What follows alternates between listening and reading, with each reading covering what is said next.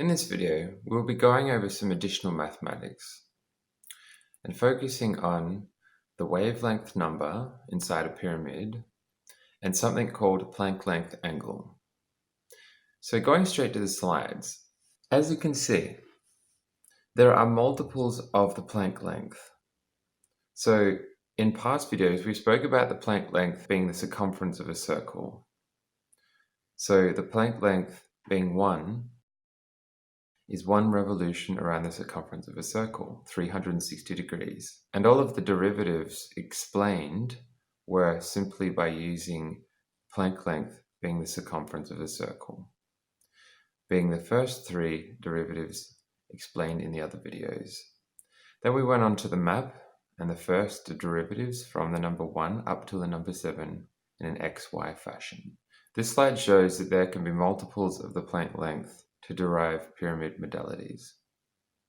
And so illustrated using this format, starting with 1 being 1 Planck length around the circumference of the circle, which equals 360 degrees. And then using the other divisions to derive those pyramid modalities. The next is 3, which I've illustrated in gold, because that is its wavelength color. So it's 360 degrees times 3, which equals 1080 degrees. So what does this mean? This basically means, in a visual sense, the Planck length revolves around a circle 3 times before it is divided. So it is 3 revolutions around a circle, and then the division. So Planck length angle equals the number of Planck length revolutions around the circumference of a circle. And these are how further modalities are extracted. Moving on to 5, which is quite simply 5 Planck lengths, equivalent to angle. So 360 degrees times 5 equals 1800 degrees. And then 7, being the last one illustrated here, the revolution of a Planck length around the circumference of a circle 7 times. So 360 degrees times 7 equals 2520 degrees. And this is how it is. This is a more visual way to explain how these modalities work, and also how to calculate the wave number correctly for these further harmonic modalities. The way to understand this is that the system must work off of an integer, and that is, there can be no leftover revolutions around the circumference of the circle. Everything must equal back to the 1, or to the beginning where it started. And the mathematics used to make these calculations automatically assigns this. So moving on to the next slide, here are some examples, and the equation as well. So the equation is very, very simple and universally the same for all of these derivatives, which is quite simply the Planck length angle divided by the pyramid angle equals the wavelength number for the pyramid. To derive minimum wavelength number for every pyramid angle, so this is the universal equation of how to do it. It is quite simply angle divided by angle. That is it, angle divided by angle. So in the first example, you will see that this example is used in the previous videos, and that is 360 degrees being 1 Planck length divided by 45 degrees. So it's a 45 degree pyramid, which instantly generates the number 8, which means that that pyramid has 8 wavelengths in it. The second example is from the 1 as well, which was also shown in the other videos, being 360 degrees, 1 Planck length, 1 revolution around the circumference of the circle, divided by 60 degrees, which automatically generates 6 wavelengths.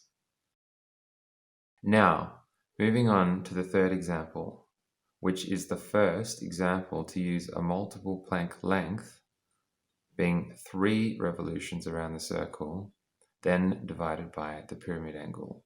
So 1080 degrees divided by 54 degrees equals 20 wavelengths. So this pyramid has 20 wavelengths. Then moving on to the example of 5, being 5 Planck lengths, 5 revolutions around a circle, 1800 degrees, divided by the pyramid angle 75 degrees equals 24 wavelengths.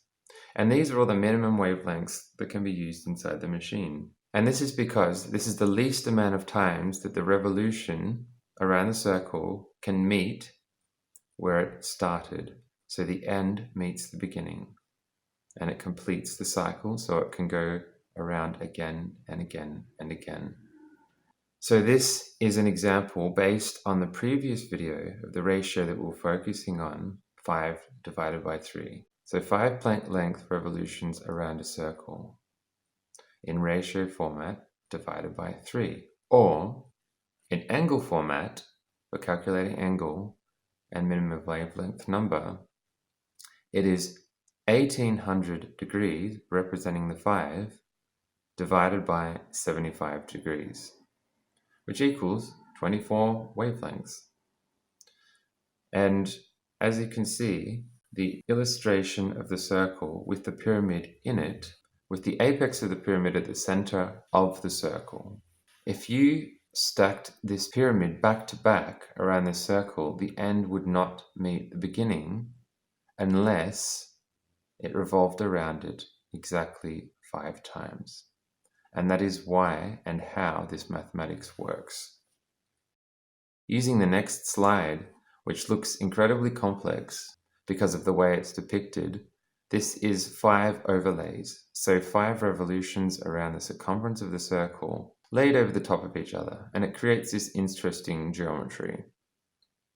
But this is quite simply the way it looks when it is laid over itself. However, in motion, this is actually generating nodal points around the circumference of a circle. But moving so quickly, it creates this geometry. In this slide, not labeled, but there are, if you count them, 24 nodal points around the circumference of this circle, which represent the wavelength number. And the stacking modality is simply the angle stacked back to back. And again, the universal law, the end always must meet the beginning to complete the cycle and then start again. But because the mathematics equals the integer number, you can tell that there are no leftover numbers, and the end does meet the beginning. Here is the chart that is shown in the previous videos. And then moving to the next slide, to take out all of the other values, what I have left is angle for each system and the wavelength number for each of these systems. So in the additional row, you'll see the angle, or the Planck length angle, 1 being 360 degrees, 3 being 1080 degrees, 5 being 1800 degrees, and 7 being 2520 degrees. So all of these numbers are divided by the top row, and that is quite simply how you get the wavelength number. So this is the wavelength number for each of these systems. And that's pretty much it. It's quite a simple calculation, but important to understand that this is the way it's calculated, and that the addition of the Planck length of angle is important to understand, and that the revolution can go around a circle more than once. So not just 360 degrees or one revolution, but multiple revolutions are possible. In particular, the revolution of number 3. And there's a reason that the pyramids favor this revolution. It's quite simply the natural wavelength number that stacks within a pyramid, but also allows for the primary wavelength to run from the apex of the pyramid to its harmonic center. This will be covered in further videos. I hope you enjoyed.